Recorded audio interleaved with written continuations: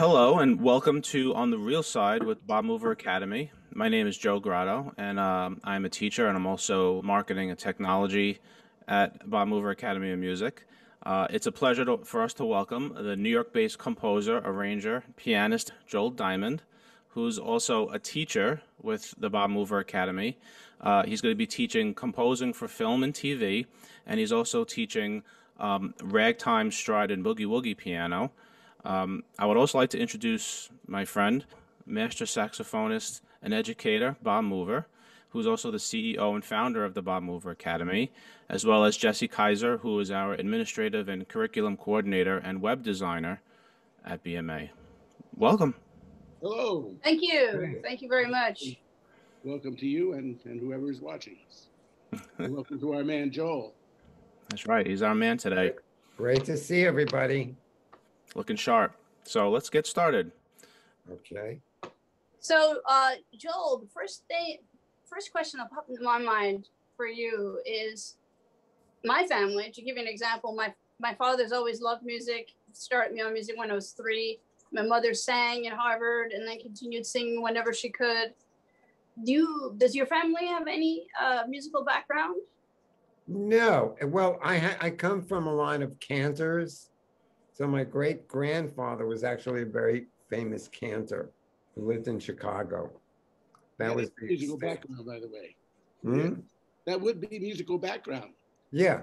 It's not easy to be a cantor. Yeah, and he used to sing with a very famous cantor, Cantor Rosenblatt, who had many records out.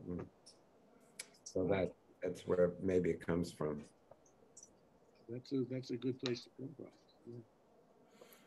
You've had some, it's sort of like a lot of the black people that came from the church, their parents were or grandparents were organists or some kind of function, and a lot of people I know in black society and jazz came from that kind of background. So you're sort of yeah, it's kind of the same thing. Jewish version of that. Yeah. Yeah, and I was in the beginning. I taught myself at 2.5, and it kind of freaked my parents out. They thought I was possessed by a devil. They said, "How could you do that?" I said, "I don't know how." So my mother would sing melodies, and she'd say, "Can you play that?" I said, "Yeah, yeah." So I'd play it, and I think she started like burning incense and doing all these. Yeah, I was a little like that too. I know how that is. Was that now? But then did they, when they saw that you had talent that way, did they then give you piano lessons at a very young age? Or No. As a matter of fact, I think it was more like kill him. He's a monster. But I was always obsessed with playing, And we used to go to my grandmother's. They had a summer bungalow upstate, and we used to go there, and there used to be piano there, in the rec room, and I would just play all day long. And my mother and father would come in. They say, "Don't you want to go out and play?" I said, "I am playing." They said, "No, with people, with children." I said, "No, I want to just sit here and do this." So there was not really, was there a moment where you did you have an epiphanal moment? Or it sounds like your whole life was an epiphany. It was. So one particular moment where you said, "I want to play music," this is weird. It was exactly my mother. I don't remember this, but my mother said when I was 1.5 or 2, I said to her, "Can you please ask God to make me a composer of music?" Really? Wow. Yeah. So is that the moment where you decided you wanted to be a composer, or you? What do you mean? I always wanted to be. I always wanted to be a composer. I always wanted to be in music. I always wanted to play. I always wanted to, do music. There was never a question, but it was a fight when I was young, because they didn't want that. My parents wanted, a doctor or a lawyer, and they know the music business. They knew that it was difficult. And I just did what I had to do, Sometimes you gotta fight for what you want. I can relate to that because my family, as much as they encouraged my love for music, they said, nope, you got to be a teacher, a Right. doctor, or something reliable. Right. Get a job that's reliable. That's what my Right. parents said. Now, Right. when I met you, when you and I met, we met through my friend Brooks Kerr, That's right. who was also studying with Sanford Gold. Right. And you guys both studied with Sanford Gold, and I was studying through Brooks. I learned Sanford's harmony method, you know, as well. Oh, yeah, yeah. The minor third patterns and We were all polytonal. studying, Yeah. right. We were all kind of studying that stuff at Sanford, who was a very brilliant teacher. Yeah. Was teaching. Can you talk a little bit about, well, two things. When did you start to study formally? And was Sanford your first teacher? And then a little bit about what Sanford taught, you know, because he was such a profound guy. I was self-taught until maybe I was, I don't know, 15 or 16, and I was working professionally since I was 13. And I was actually doing record dates, and I didn't even know how to read music in those days because I was self-taught. So finally, the bass player, one of the bass players on the session, because I always used to say, and I was very young, I was 13, I used to tell them that I had to go to the bathroom to pee. And I would just stand outside and listen to them run through it. And I'd come in. So finally, one day, the bass player turned around to me. He said, you know, Joe, we know you can't read music. Don't bullshit us. Just come in, listen to it, and play. I said, okay. But I knew that I was really into classical music too at the time, you know, and I was playing jazz, you know, little jazz groups. Were you taking the classical music kind of off of recordings and playing it? Yeah. And so what had happened though, I actually had a nervous breakdown when I was maybe 17 or 18. And I had gotten very, very bad agoraphobia. And so I would sit in my parents' house. I had no place to live. I would sit at my parents' house, do literally nothing. I would sit on the floor with earphones and listen to music all day. And some guy came over, and he was looking at, he was trying to sell my father insurance. And he looked at me, he said, oh, I guess you like music. I said, yeah, I do. He goes, do you play anything? And I said, well, I used to play, you know, organ, little piano, but I don't play anything anymore. And he was looking at me, he said, well, you know what? I'm going to give you the name of the best teacher in New York, piano teacher. And I'm just going to leave his number here. He said, you have to audition for him. And when you decide that you want to study, call this guy up. Well, it wound up that this trumpet player, he was a trumpet player from the NBC Symphony Orchestra, that something happened, he got in an accident and he's lost his lip. But he gave me Sanford Gold's number. Yeah. So it took me about 6 months, because I had agoraphobia, to like get the courage up to go to 47th Street, where his studio was at the time, you know, and go there with agoraphobia and go for a lesson, you know, go for an interview. So I walked in, he could see I was shaking. I was a mess, you know, and he was very, you know, you remember Sanford, you know, he was very interesting character, gruff. Said, so play me something. I said, well, what do you want me to play you? Anything, I don't give a shit, just play me something. New York guy, yeah. Right. So I play him something. He looks at me and he goes, all right, if you work your ass off, I'll make you the best in New York. You'll be the best. If you work your ass off. So I killed myself for him. Killed. He started me out with actually the Bach inventions, and we went to the Chopin etudes. Then he got me into everything, you know, and the tunes, and of course the jazz tunes. And, you know, at the same time, he would teach her the reharmonizations of songs and all that stuff.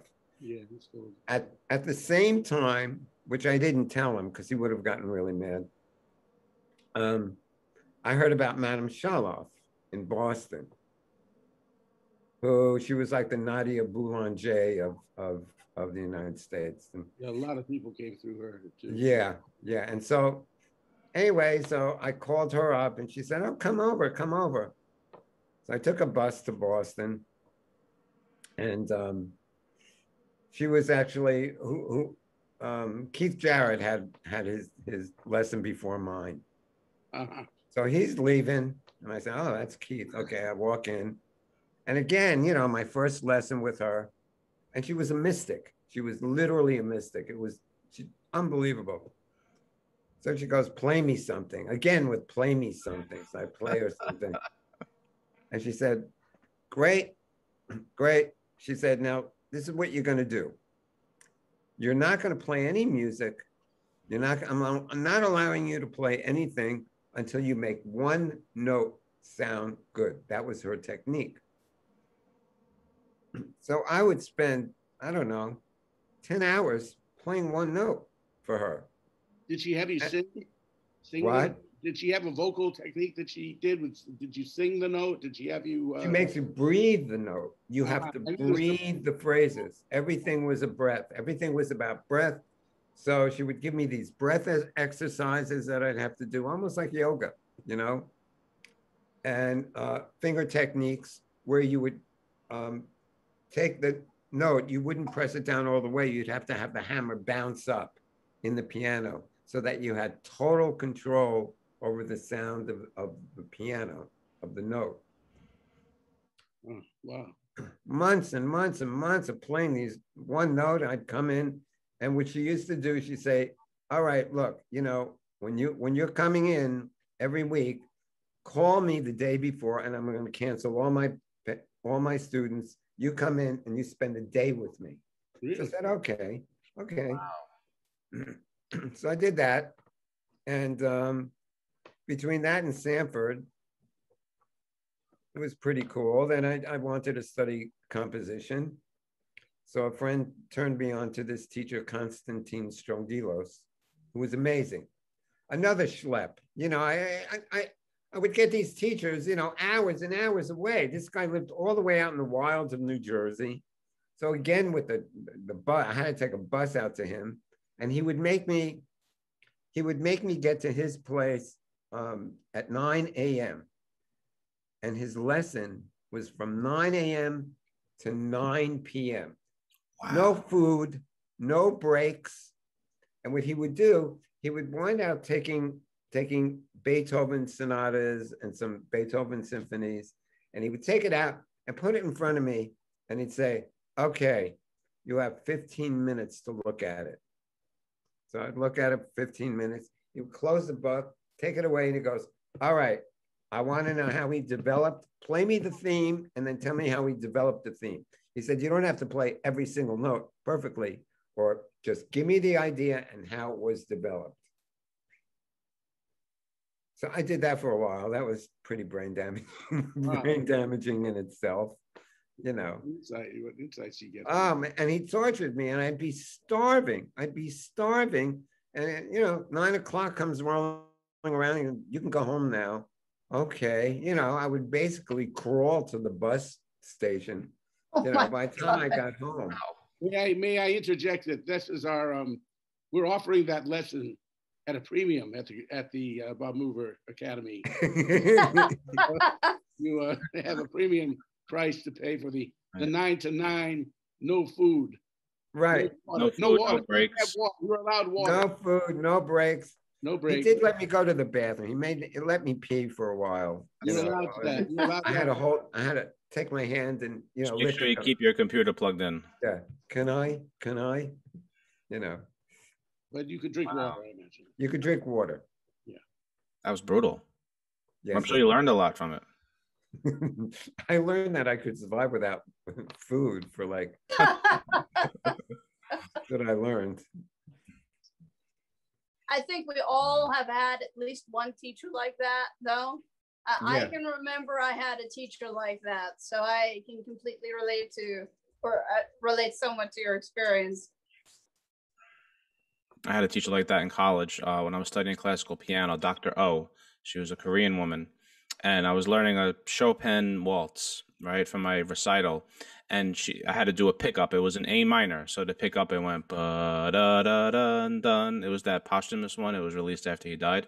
And Yeah. she had me playing that first E, the 5 to the 1. She had me playing, no, you didn't play it right. Do it again. Do it again. The whole lesson, it was just like what you were saying, where it was just, you had to get that first note right. I wasn't playing, no, you didn't play it right. Play it again. Ba-da-dum. No, do it again. Just that one note over and over again. And I was like, what am I doing wrong? Still for me, to this day, it's always for me, the first note is the most frightening, scary note to play. First one. Mm-hmm. I still get those butterflies before I play that first note. Yeah, it's scary. Yeah.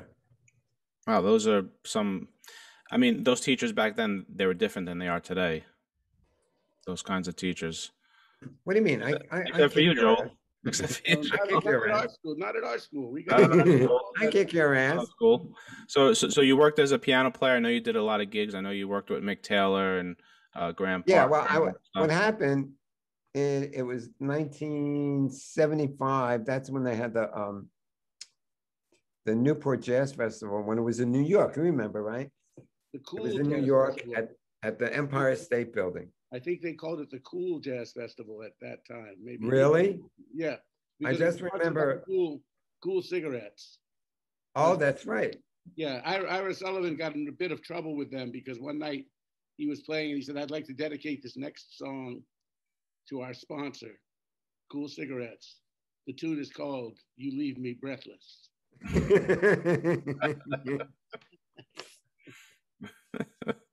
Yeah, I mean, I did that. I did that when with a big band, and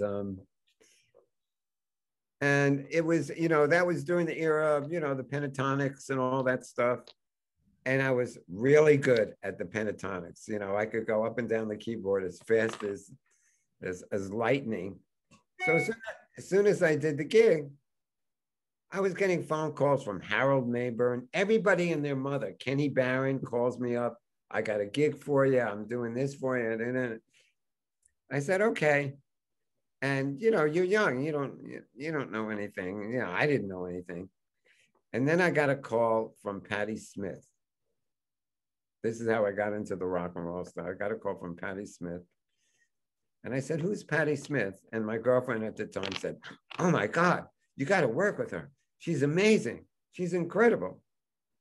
So I go to the rehearsal, and I'm not used to this stuff. It's 3 chords, and we were doing Gloria. And yeah, she's a great artist. She's a great poet, but it wasn't for me. It wasn't for me. And I just kind of I called her and I said, I really had a good time, but it's not for me, But I think I did one gig with her, and I'm walking home from the gig, and millions of girls are following me home. And I said, wait a minute, hold on. This is what happens when you're playing rock and roll? Yeah, right. This is what happens. You got it. And so I started taking a lot of rock and roll gigs, and Sanford Gold actually was at that time was getting me a lot of record dates too. He would send me out on record dates to do. What kind of record dates were these? I mean, Everything. I mean, he had me on who was it? Shirley Scott. the organ player? Yeah. So I played piano with her on a record. That was one of my first record dates. And then rock and roll dates too. All of a sudden the rock and roll dates were happening. Call for those. Sanford did everything, right? He kind of would get. I mean, he would know about all those things. He would know about all those dates, and so they would call him to get. We need a piano player for this date or that date. So he'd call me up with that gruff voice of his, and yeah, you got a record date. You gotta go down there now. Where am I going? He'd give me the address. Don't fuck it up. And then, don't, whatever you do, don't fuck it up. You better play good. Years later, should I tell stories? Do you want to hear stories? Sure. Absolutely. Tell us the story. Yeah. Okay. Every time I would play for Sanford, you know, I'd play and I would kill myself all week, you know, the Chopin, you know, and he had me doing, he got me into the Bartok stuff, a lot of the Prokofiev stuff. Yeah, the Visions Fugitives. And all right, I'm killing myself, you know, and he'd sit there and as soon as I'd finish, he'd go, pretty good. And so I would turn around and he sees my mouth going, thank you. As soon as, before I could say thank you, he goes, for an idiot.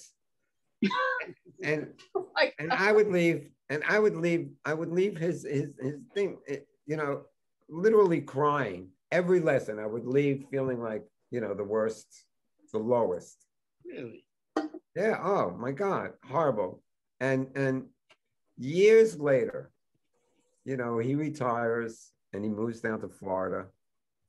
And I'm on a record date, and I hear in the next room there was a record date, and it was what was his name? Meatloaf. But I'm listening to the piano player. The piano player sounded great, you know. So I'm waiting outside. I did my track, and I'm waiting for the piano player to come out to see who it is because he sounded really good. So he comes out, and it's Paul Jacobs. And I said, you know, I really like what you were playing. He said, well, I was listening to you. You're really great too, you know, blah, blah, blah, blah, blah. And he goes, what's your name? I said, Joel Diamond. He goes, you're Joel Diamond.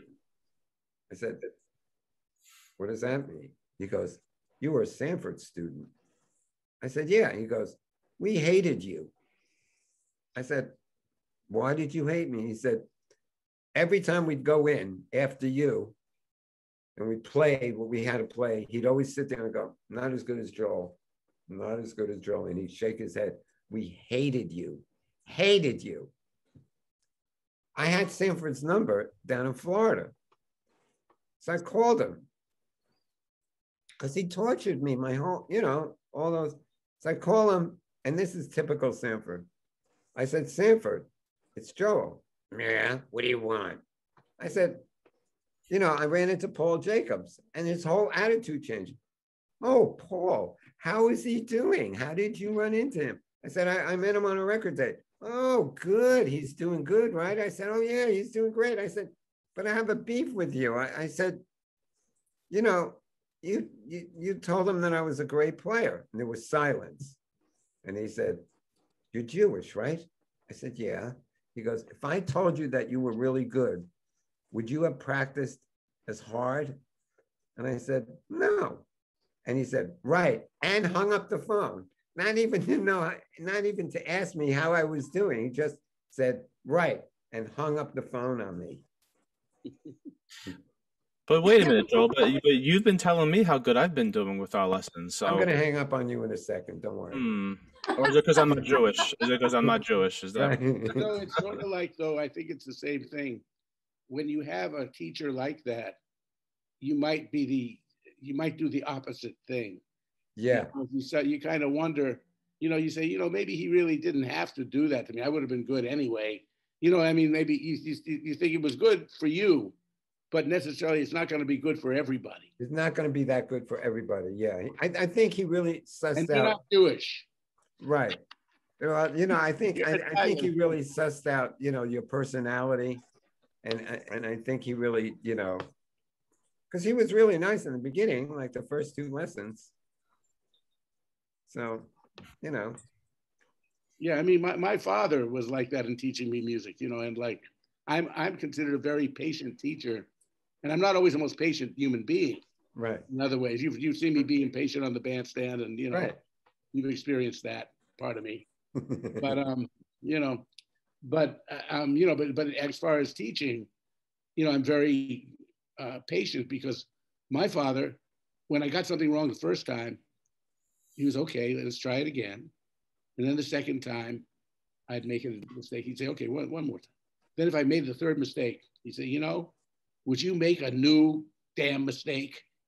You know, like the same mistake over and over. I can't even look at you when you do that. And he wouldn't talk to me. Really? You know? Yeah, he'd be really mad. like that I messed up like that. You're not my son. You know, forget it. You're just, you know, Oh my, that's horrible. You're nothing. You'll never be anything. And like, I was like, whoa. So then, you know, because he was such as that, I became the opposite. I can sit and you can make 100 mistakes, and I'm like, maybe just try moving that finger a little bit. You know, I mean, I'm like, yeah, you were nice. the opposite. Because you didn't want to go through. Yeah. Yeah, because you're very patient. I've watched you teach my kids. Joel is the teacher of my. I have a 14-year-old and a 7-year-old, and he's been teaching them piano and music in general for a couple of years. He comes over, and actually also, my ex-wife is learning some piano from him too, and he's very patient with them. You're extremely patient, you know. Well, yeah, I am, yeah, because I want the student to feel inspired rather than, you know, like with Sanford and me, it was a different thing, you know. Confrontational, you know, sort of. Yeah, yeah. He kind of realized, he kind of knew my history, you know, my home history, you know, the dysfunctional stuff, and I think he was he knew how to handle me to make me work, but I found with some students that if you inspire, then they work even harder, you know, they work really hard. Yeah, I kind of go with that philosophy a little bit. Yeah, I do. I want to work harder. Yeah, you're amazing. He's killing himself, and you know, it shows like every week, you know. Well, you know, one thing I can explain to people here is that at the school, our teachers study with each other, and things like that go on. You know, like, I mean, Isaac Raz has been studying with me, and a lot of the teachers that we have been my students over the years, and now they're, you know, like top Grant Stewart and Hendrik Merkens and this kind of thing. But you know, I'm tempted to take a couple of lessons. I want to take a little lesson with Gary Bartz, and I like to, you know, learn some things from Joel. I'm going to be studying myself here. That's great.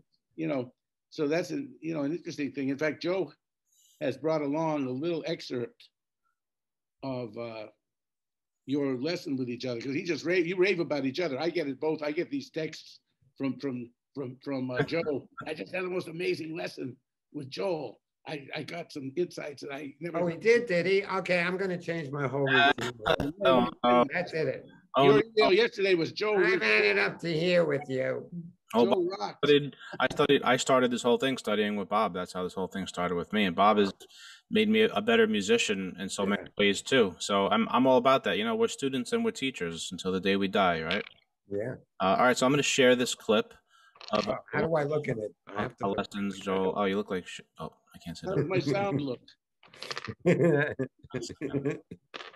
me find. I want to look good. You always look good. No one could believe that you're 27. All right, I'm gonna play it now. I would actually do something in a 4/4 or a 2/4. You know, I was thinking the same thing. I was just thinking the 3/4 just it doesn't fit. It doesn't seem to fit what I'm trying to do.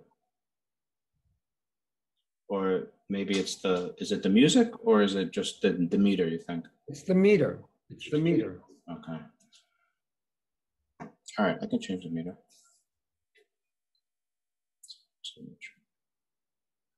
Okay, so now we're in 4/4. Okay, so take out those ties and give it 2/8 notes too at the end of the measure. So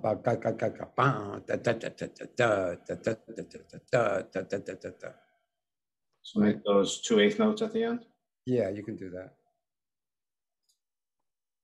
Yeah, we were working on heroic themes, and he really nailed it. I mean, you should have heard what he did yesterday. Just like, it was amazing, you know, extreme heroic music, you know, for any action scene. It was really very inspiring. Thank you very much. Yeah. I started out writing something in 3/4, and something just wasn't working. He was trying to show me how to make action strings, like you hear the strings in music, kind of dun, dun, dun, dun, dun, dun, dun. You And know, that ostinato figure down right, on the bottom with open fifths. right. And he told me it was actually the meter. I was doing it in 3/4, and it just wasn't working. And to put Yeah. it to 2/4 or 4/4, and I put it to 4/4, that's when it kind of just took off, and that's when I started getting more ideas, because it was just something simple as, the meter. Yeah, does that kind of stuff? It sounds like Richard Strauss. Right? Yeah. A lot of that in Richard Strauss. Wagner too. You would get a lot of Richard Wagner Strauss. was the guy, you know, that they all copied, you know. There was always Wagner everywhere when there was a chase scene. Did Richard Strauss predate Wagner though, right? Didn't he? Yeah. He's got it because Mingus, Mingus loved Richard Strauss. I can tell. Yeah, right. There. You can tell. Larger than life, programmatic. Yeah. Music is like part of what it's interesting. But anyway, that's the heroic side of things. Yeah. Heroic theme. He just nailed it, and then put a melody on it, and it's grooving now. It's just flowing. And Joe's also working on 2-part writing, intervallic relationships. So it's just 2-part writing, and he's nailing it. Everything I give him, he nails. Speaking of nailing it, you nailed it. There's a score that you did in that Ryan Gosling film, which is very interesting because you had to keep it in a very narrow range. The music, it must be difficult. You had to it was not stretched out. It was a Jewish-based theme. Right. That idea. What the movie is called? The Believer. The Believer. And yeah, they wanted, Gorinsky, what's his name? Eastern European composer. And as an internal piece of music going through Gosling's head, Right. And, the film is loosely about a kid who's a Nazi. Based on a true story. Yeah. True story. And then he finds out that he's Jewish, right? No, No. He always knew he was Jewish. Oh, he was raised Jewish, but he had such a self-hatred of his own Judaism that in the true story, it came out in the Times that here's this neo-Nazi who's Jewish. And he went to the Times and he said, if you print this, I'm going to kill myself. And in the real story, he killed himself. Really? Suicide. He really killed himself? Yeah, he committed suicide. Wow. Yeah. So the movie was changed a little bit, at the end, but it is based on a very, very true story. And so what I did, I based a lot of the music on the vowel sounds of the Hebrew alphabet because there were underlying tones of the Torah and the Talmud. And I wanted to emphasize that the sound of the vowels, the sound of the Torah, it was all based on the Torah and the Talmud. So I had a friend of mine, a Puerto Rican singer that I work with, and I would write a Goreski type string orchestra thing, and then I would put her over it with vowel sounds from like the Hebrew alphabet, and I worked it in and out. It worked really well, for some reason it worked really, really, really well. I got a lot of awards for it. And at the time, I got an AFI award for it, as well as Keelar did. What was the AFI, American Film Institute Award. And Keelar, who did The Pianist that year, Roman Polanski's, we both got the same award, best score for 2001. So I wrote Keelar because I'm not worthy. I mean, I love his work. I'm not worthy. I sent him a note, and I really said, I loved his score, by the way, for it. He never answered me, but I did send him a note saying I was honored that, I was even near his name, that we won that same award. Now let's talk a little bit about your spiritual side. You were raised in an Orthodox home. Yeah. And you have an interesting perspective on that. We have had a lot of talks together about about Judaism and the effect of it on on both of our lives in some ways. You're really not completely Orthodox, but you have your own. I mean, like you do. I have my own. I have interpretation of just about everything. Yeah, I studied theology for so many years that I always found that all the religions say basically the same thing.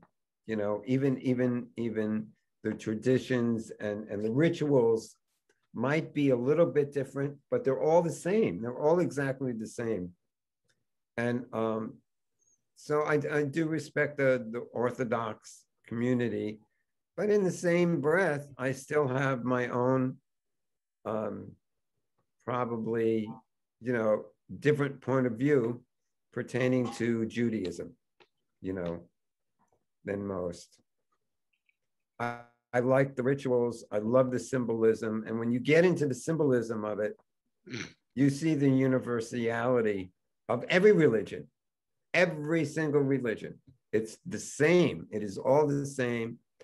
I did this one film on Bhopal. If you remember Bhopal, there was a disaster in Bhopal where Union Carbide had this big explosion, and so many people died. It was in India, and so the director went there to do a documentary, and he already had hired me as the composer. And he called me from India, and he said, "You would love it here," because he was Israeli, and we would discuss a lot of things about religion and my point of view. And he called me up from India, and he said, "You have to move here." I said, "Why?" He said, "Because on one block there's a mosque. Across the street there's a Hindu temple. Then there's a Buddhist temple." And he said, I would see Muslims walking into the Buddhist temple or walking into the Hindu temple, and see Hindus walking into the Muslim temple. He said, I finally stopped the guy, and I said, "I don't understand it. You're Muslim and you're going into the Hindu temple." And the Muslim just looked at him and just said, "We're all praying to the same God. So what's the difference?" And I thought, why can't the world be that way? Why can't the rest of the world see that it Thank is you, so Joe. universal? Yes, I agree wholeheartedly. Yes. And back in those years, I was working with Haitian jazz bands. You knew all the horn players, you knew all those guys, and sometimes they would invite me to some of the voodoo ceremonies, and this Haitian guy came up to me and he said, "You're Jewish, right?" I said, Haitian guys. "Can't you tell? Can't you tell?"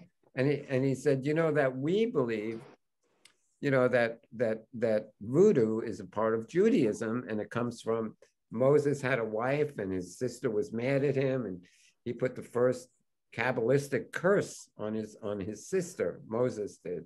And that's what we call voodoo curses. And you do, when you see all the symbolism, it's all the same. The rituals are the same. So it's, it's so beautiful to see and to understand. That's why, I just, Judaism is beautiful, but everything, all the religions to me are beautiful, and they all say the same thing, and there's no differentiate in my mind, no difference.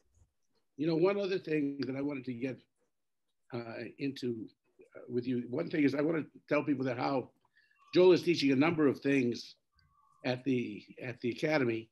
Uh-huh. He's Joel is almost like if he were a baseball player, he'd be one of those guys.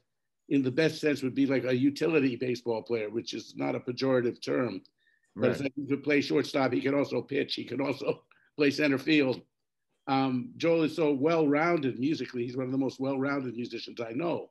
So if you were to study with Joel, you know, one thing he's teaching is going to do a class and also available privately to teach ragtime, boogie, ragtime, and stride piano. He's a wonderful, you know, expert and beautiful player of that kind of music. Of course, we have the film class that he's doing, music for film. Also, if you just want to study, you know, just modern jazz and where that comes from, Joel knows a whole lot about that and can teach you Sanford Gold's techniques as well. And the whole pentatonic school, that whole The whole pentatonic pentatonic school thing from too about 70. McCoy, Yeah. that, you know, but and also uh, another thing is vocal accompaniment. Um, even though Joel is not giving the class in that, we have uh, you know, Bob Albany is giving that class. Dave Kukowski might be doing it, but anyway, we're let me. Yes, I mean the vocal. I have experienced Joel as an accompanist, and I'm a musician who sings. I don't really consider myself a singer, but He's a great singer. His phrasing's amazing, amazing. but I'm, you know, I love to sing, and Joel, we've had quite a bit of playing together, and I love to sing with this guy. He is so sensitive to everything that's happening in the song, and has so much love for the It's song. about breath. It's about breath. When I hear you, I breathe with you, so I know exactly where you're going to go, what you're going to do, because I feel your breath, and it's about being sensitive to someone's breath. That's interesting. I mean, and Yeah. that comes to be, you know, some of the singers that you've played with. Like, I know that you worked with Helen Merrill quite a bit. Yes, yes, Who's yes, one of my favorite singers. yeah. And you know, also Gail Winter, who was a wonderful. Yeah, she singer. just passed away, by the way. You did. That's what I mean. And She we, just passed away. I got to play. I had a ball with her one New Year's Eve. We played with her, with Albert Daly, Stafford James, Kenny Washington was the rhythm section, Wow. and the horns were Claudio Roditi, Pepper Adams, and me. Mm-hmm. And she was the singer. She, you know, she did a couple tunes each set, and she could swing, and she could, you know, she could sing. Amazing. She was amazing. She was a great singer who never got recognition. Nobody really. Well, they were priming. You know what happened? She was signed to Columbia Records when she came here. She came from a very musical family.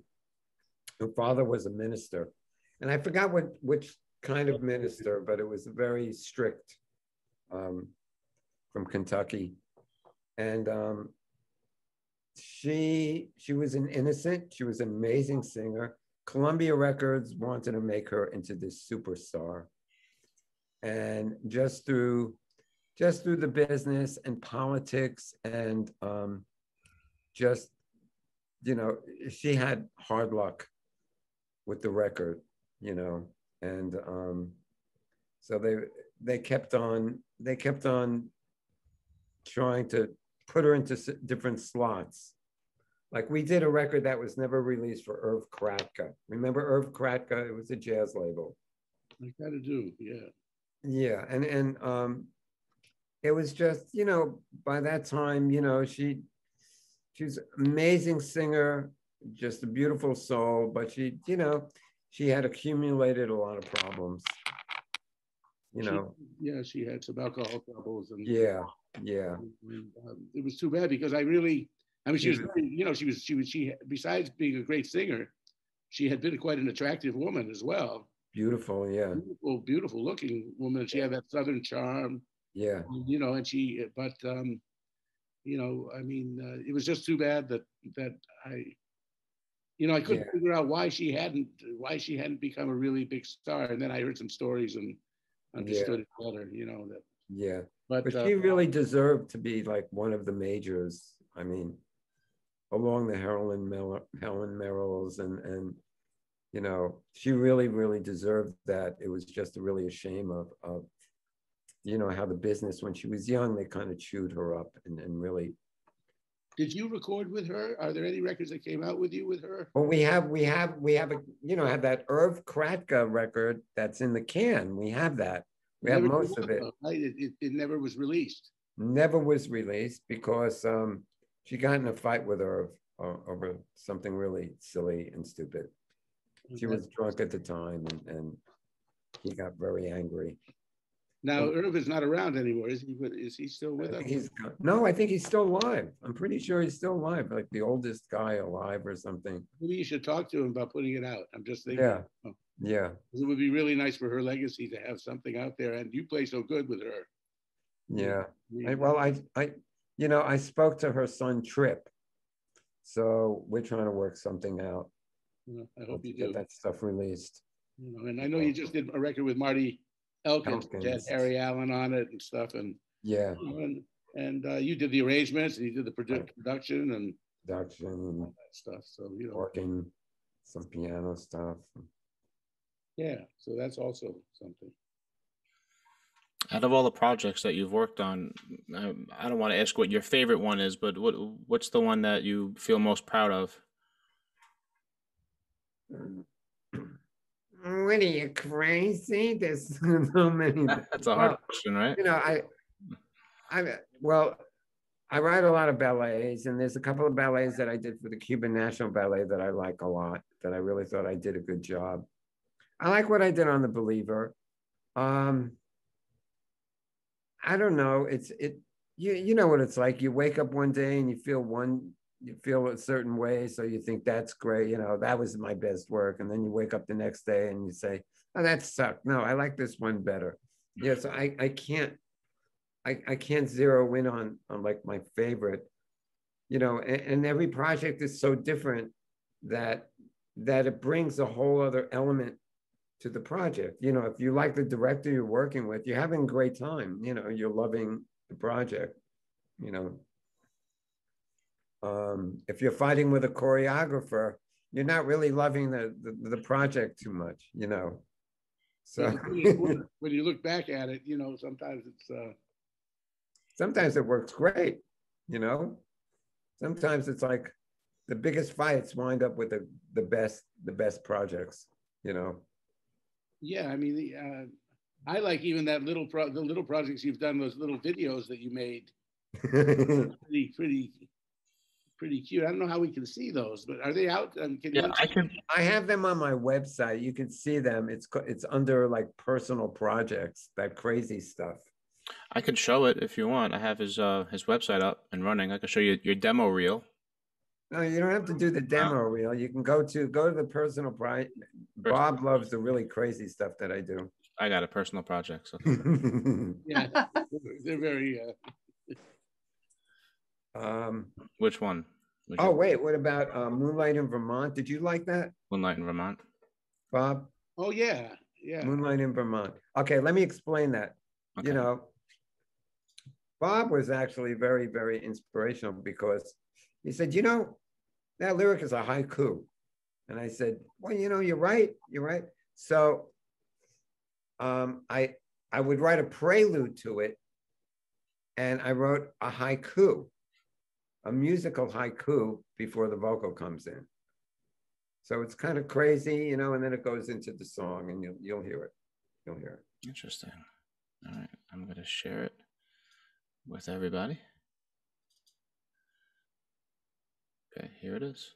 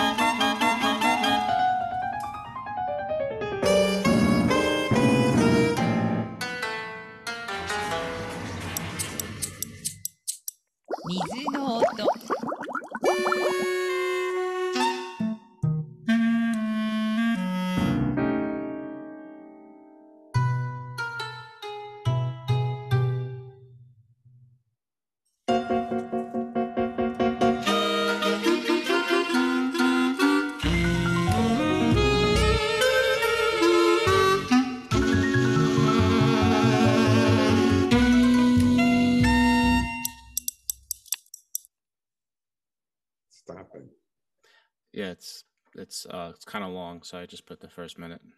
Okay. That was So really anyway, and then it that was goes. really cool. You can fast forward it into the song, but yeah. So that was a basho haiku. It was a Japanese. He was like the first guy that invented haikus. He was a famous Zen master, right? Yeah, Basho. yeah. He was. And so that was his, and it was about a frog. It was about a frog. Well, if you want to fast forward it for a second so we can hear what it actually evolves into. Yeah. Can you do that? I'll I put hate it to back. leave it there, but that was a very. All right, we'll finish it. We'll finish it. Well, just fast forward it a little bit, and then and then put on stop so it could. Okay, how's this?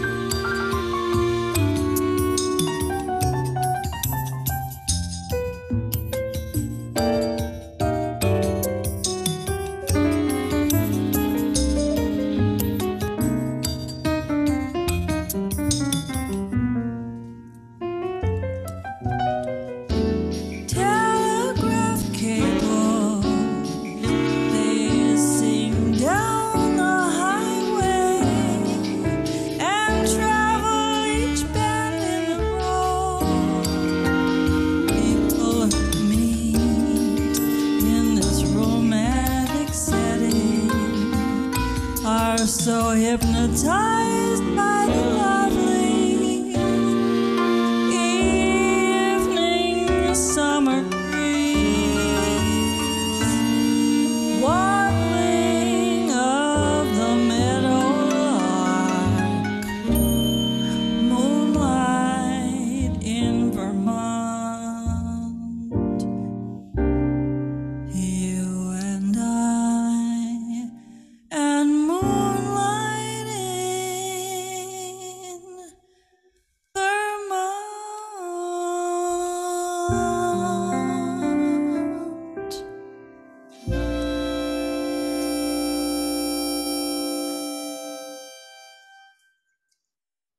Wow.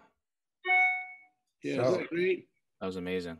I love that. And I mean, Marty sounds great too. Marty really, Joel is like a great director too. I mean, Marty is a fine, wonderful singer on her own, but Joel really got the best out of her on this record, yeah, which Joel tends to do that. I mean, I think that Joel is one of the things I love about this school is that I'm dealing with, it's like having the 1927 New York Yankees. I've got a whole team of geniuses. And I don't use the term lightly, but you know, I've always thought Joel was a genius. I didn't tell you that. oh, thank you. Because you're Jewish. Well, it's And- more like being there, you know. And you know, I didn't want you to go to your head, but you know, I mean, I was so touched by that. That was just beautiful. Thank you. And Thank you. you know, and I mean, you know, that's the level of talent. Plus, we got wonderful people, which is you can see by talking to Joel today that this is a cat that you know you'd love to get next to. He's be the kindest and most patient and wonderful teacher, and so much knowledge there. I mean, it's an honor to know you, man. You too. So, you know, here we are. Great. I feel honored too, being surrounded by so many great artists and musicians, and I'm trying to soak it all up as much as I can and learn. And Man, you are working your ass off. You're doing great. Seriously. Both Joe, I mean, just not to pat ourselves on the back, but Joe and Jesse both. I mean, I couldn't have better partners and people working on this whole project with me. I mean, you know, I mean, Jesse is amazing. Just go to our website and take a look at what she's been able to put together. It's great to finally see your face and say hello, Jesse. Oh, it makes all the difference in the world. And to me, I'm still a bit in awe that technology has come so far that we can now so easily communicate with each other. Yeah, By video. Yeah. Actually, Joel, I have a question for you that has been on my mind for some time, and especially considering what we've all experienced in the last year and a half. Do you have any aspirational projects in mind? Something that you're working on or you want to work on in the near future? I just finished a ballet that I was kind of happy with, and I'd like to. I did a ballet for the Cuban National Ballet based on Love in the Time of Cholera, but there's a very long version. We never finished it's a 2-hour version. Wow. That was never performed. And so I'm working on some of the movements that we never did, that she never choreographed to, because we did it in North Carolina, we did it in Cuba, we did it in Texas. And they said, no, it's too long. You got to edit it. And I would really like to see the entire ballet kind of done in its entirety. So I've been working on that, you know. There are some companies that are interested, but it would have to be one of these things where it's like, it's a long ballet, you know, you would need intermission and you come back, and which doesn't bother me. It's just, it's a lot of work for the dancers. You know, it's going to be very taxing for the dancers. Yeah, imagine 2 hours. You know, change, yeah. But I'm really hoping that's going to happen. You know, great book, by the way, Gabriel Garcia Marquez. If you haven't, yes. Just the whole story, the whole idea of it changed my life. That book. Yeah, it's beautiful, isn't it? It's just incredible. It's an incredible story. Yeah. Yeah. All right. Well, I think we'll probably wrap it up. And this has been a great podcast. This has been a great hour. I had a great time. Like, great. This is great. So, if anyone has any questions for us at BMA, again, we're at bobmoveracademy.com. You can also contact us at contact@bobmoveracademy.com. We have an East Coast office at 917-613-1598. That's me. And then we have our West Coast office, which is Jesse, at 520-709-8419. And that's it for now. And we will see you all in the next podcast. I'd like to thank Joel. I mean, of course, and also mention that all the film, you know, the filmography you saw, or the videography you saw in the Moonlight in Vermont, that's all Joel's work, right? You did all of that. Yeah. Joel's work. I did it too. Joel, to do is something like that if you're interested. All right, and you can find Joel on joeldiamondmusic.com. That's joeldiamondmusic.com. JazzAbility.com. You can also find out a little bit more about him on the IMDb website. And also there's some stuff on YouTube as well of some of his work. Right. That's Well, great. thank It's you been a guys pleasure, so much. Joel. What? It's been a great pleasure, Joel. Oh, it was my pleasure. I had a great time, guys. Thank you so much. Yeah, we did too. Oh, Thank you. thank you. Thank you. No, thank you. No, thank you. Groucho Marx, if You. want. You. Well, thank you. Well, thank you. Oh, thank you. Thank you. No, thank you. Thank you. Okay, love you guys. Have a great night, everybody.